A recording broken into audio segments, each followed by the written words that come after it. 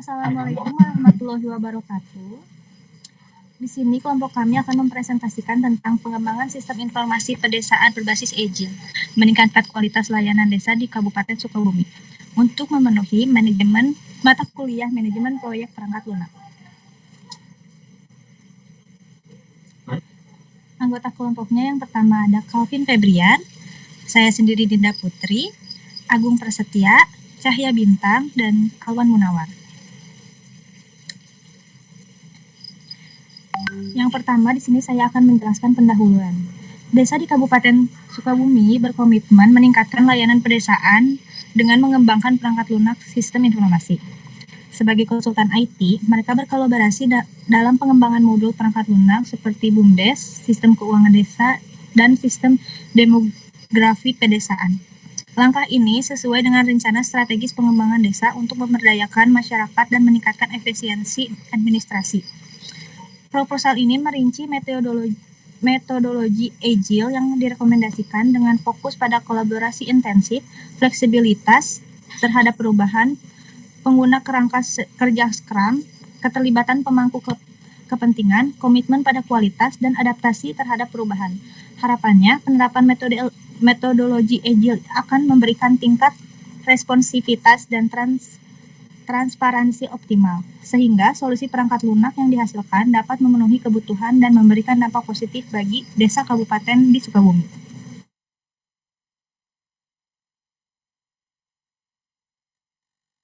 Selanjutnya yaitu bagian arsitektur perangkat lunak yang diusulkan, ya, akan dijelaskan oleh saya, Calvin Febrian.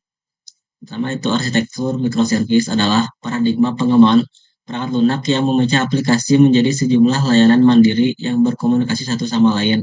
Dalam konteks pengembangan perangkat lunak untuk desa di Kabupaten Sukabumi, kami memilih pendekatan ini dengan alasan sebagai berikut.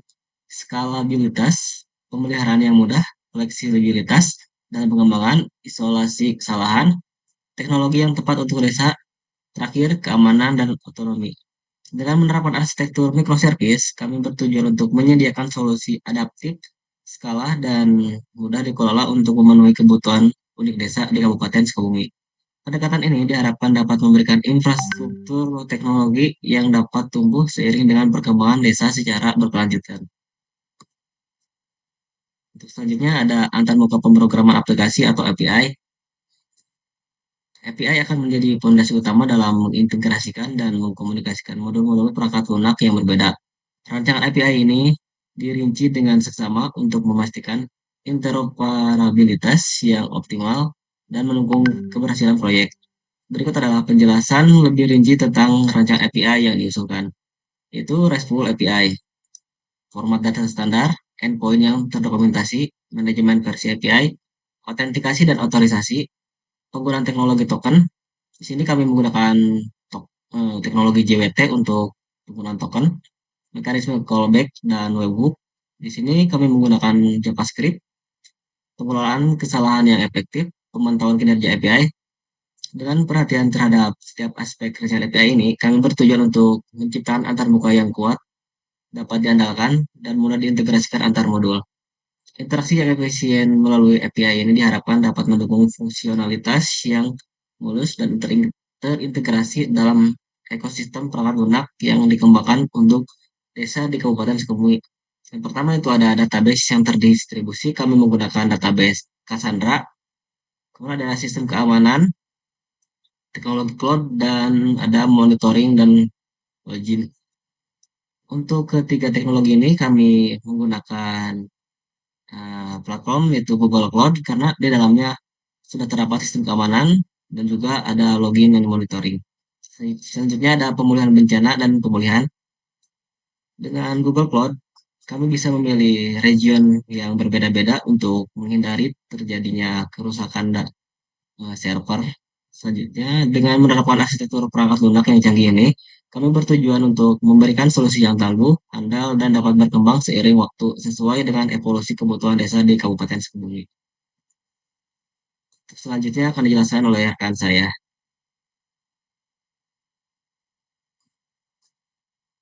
Kemudian yang selanjutnya itu kesesuaian kebijakan.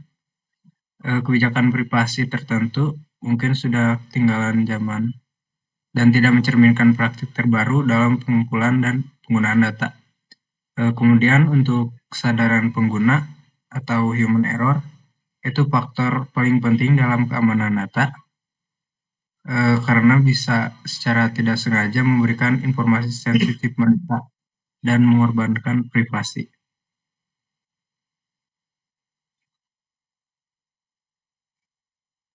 Kemudian untuk privasi policy, semua organisasi yang mengumpulkan data harus memiliki kebijakan privasi yang jelas yang menjaga keamanan dan privasi data pribadi.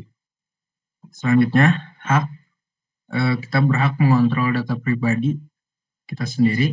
Kita harus selalu memeriksa siapa yang mengakses data pribadi dan apa yang mereka lakukan dengan data tersebut.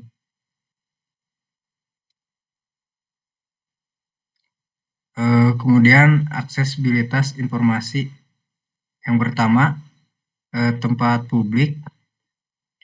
Menjaga aksesibilitas berarti memastikan bahwa informasi dapat diakses oleh semua orang kapan saja. Kemudian akses jaringan. Informasi harus dapat diakses oleh orang di daerah terpencil. Jaringan internet harus luas dan mudah diakses. Kemudian aksesibilitas oleh device. Informasi harus dapat diakses dari berbagai jenis perangkat mobile dan jaringan Wi-Fi. Selanjutnya akan dijelaskan oleh rekan saya.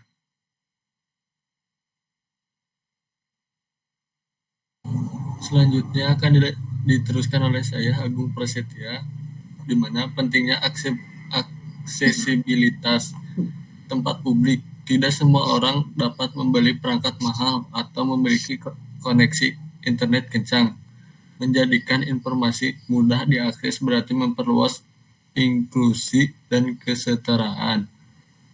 Ada di pendidikan. Pendidikan meningkatkan aksesibilitas informasi berarti meningkatkan akses ke peluang pendidikan dan kemungkinan lebih banyak orang menjadi lebih terdidik.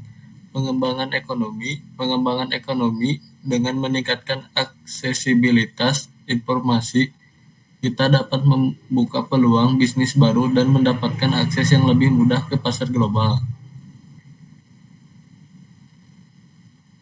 Membangun keseimbangan antara privasi dan aksesibilitas. Transparansi pengguna harus dapat membuat perubahan atau menarik izin mereka kapan saja mereka mau. Perlindungan data sensitif harus disimpan dengan aman dan tidak digunakan tanpa izin. Intervensi pengguna, kita harus transparan tentang informasi apa yang kita kumpulkan dan bagaimana kita akan menggunakannya. Opt-in, pengguna harus memberikan izin sebelum data pribadi mereka digunakan.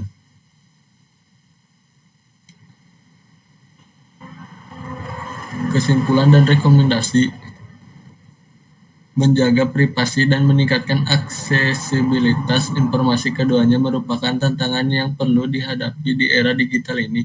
Dalam membangun keseimbangan antara kedua hal penting ini, kita harus melakukan transparansi, memberi pengguna kontrol penuh atas data pribadi mereka, dan memastikan bahwa data sensitif disimpan dengan aman. Saat kita meningkatkan aksesibilitas, kita harus memastikan inklusivitas akses yang mudah ke jaringan dan membawa manfaat ekonomi. Rencana pengembangan tahapan WBS pengembangan perangkat lunak. 1. Identifikasi kebutuhan BUMDes, pendekatan berbasis potensi lokal, penentuan lingkup BUMDes, analisis kebutuhan sistem keuangan desa, audit keuangan desa, kemudahan pelapor dan pemantauan keuangan, pengelola desa, penetapan kebutuhan sistem demografi pedesaan, pendataan penduduk, kebutuhan pendidikan dan kesehatan, perencanaan infrastruktur dan pelayanan publik, perancangan perangkat lunak, perancangan BUMDes, fungsional BUMDes, antarmuka pengguna UI atau UX, manajemen transaksi dan keuangan, integrasi dengan sistem eksternal, perancangan sistem keuangan desa, struktur akun dan kode anggaran, manajemen dana desa, pemantauan real time, audit dan kepatuhan, perancangan sistem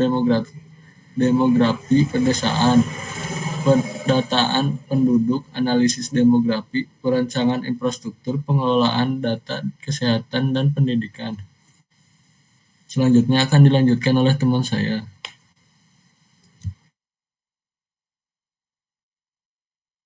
Dilanjutkan dengan saya Bintang Nugraha. Rencana pengembangan work breakdown struktur WBS. Implementasi microservice. Pengembangan BUMDes, microservice manajemen anggota BUMDes, microservice manajemen usaha BUMDes, microservice manajemen usaha BUMDes, pengembangan sistem keuangan desa,